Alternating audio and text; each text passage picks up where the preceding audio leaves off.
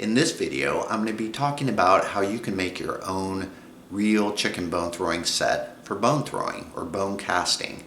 And if you just want to learn more about bone throwing, visit my website bonethrowing.org, and you can find all kinds of information there on what each of the bones mean, how to throw yes/no questions, how to throw a basic crossroad reading. It's all right there.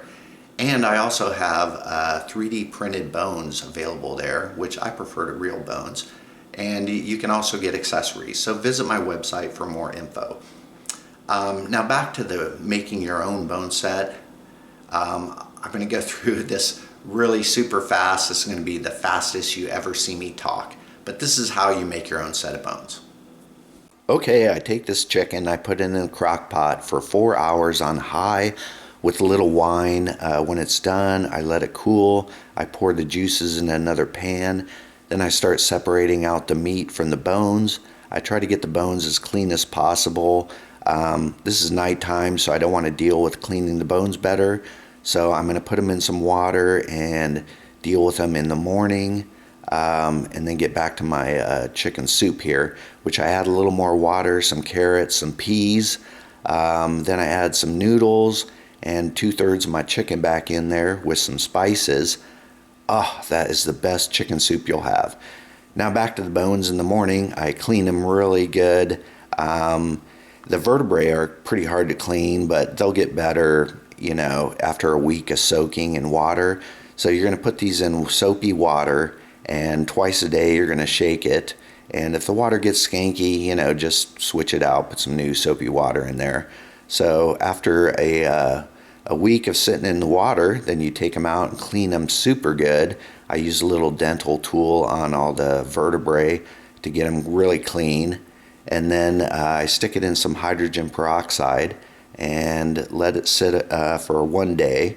Then I like to dump half of it out, put in some fresh stuff, and then I'll let this sit for another day. So after 2 days in the hydrogen peroxide, they should be clean as can be. So I just rinse them off basically. And then I'll just take these bones and put them in the sun and let them dry out.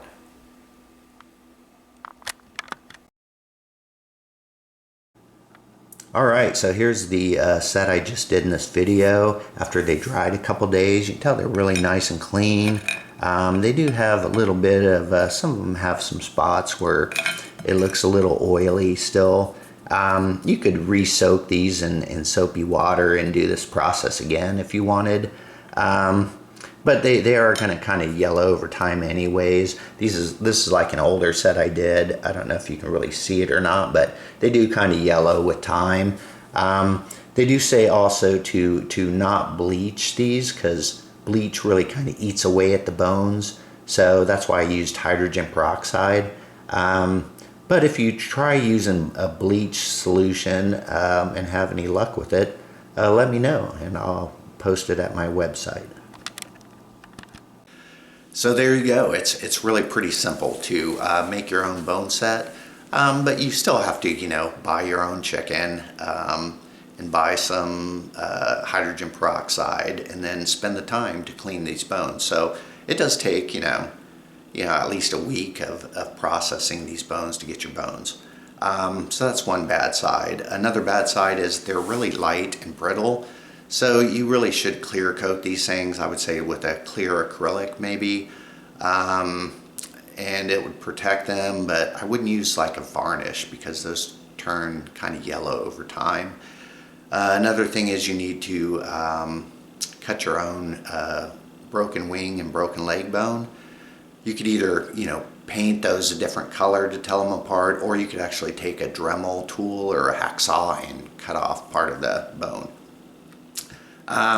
Another bad part is sometimes though, I would say 1/3 of the chickens I've got so far actually had a broken